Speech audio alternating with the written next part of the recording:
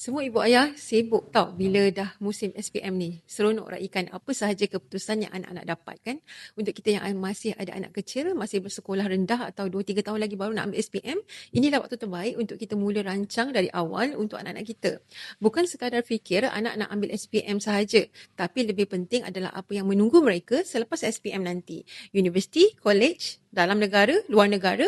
Kalau anak bercita-cita nak jadi doktor, juruterbang, jurutera, kosnya bukan kecil. Dan pada waktu itu sebagai ibu ayah, kita mesti nak bagi yang terbaik untuk anak kita. Masa tu bukan tentang kemampuan, tapi berbalik kepada perancangan yang kita ibu ayah buat daripada hari ini. Jadi, apakah persediaan kita? Kalau kita tunggu sampai anak nak habis sekolah baru nak fikir, biasanya kita akan rasa tertekan.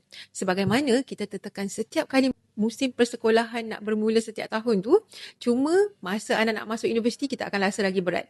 Sebab itu, ibu ayah yang masih ada anak kecil atau masih bersekolah, ibu ayah ada satu kelebihan besar sebab ibu ayah ada masa untuk bersedia.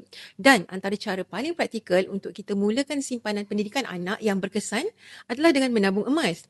Emas ni bantu kita nampak simpanan anak kita dan yang bestnya, simpanan anak kita akan bertambah nilai dan berkembang dengan sangat baik sebab emas ni aset. Dengan adanya GAP Junior Public Gold, ibu ayah boleh simpan emas untuk anak-anak sikit demi sedikit ikut kemampuan.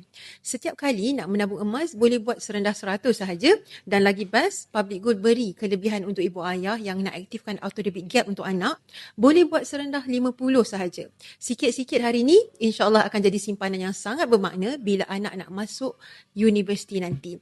Kerana pada akhirnya yang kita nak bukan sekadar anak kita berjaya sahaja, tapi kita nak supaya kita mampu sokong mereka tanpa beri mereka hutang seawal mereka belum bekerja lagi.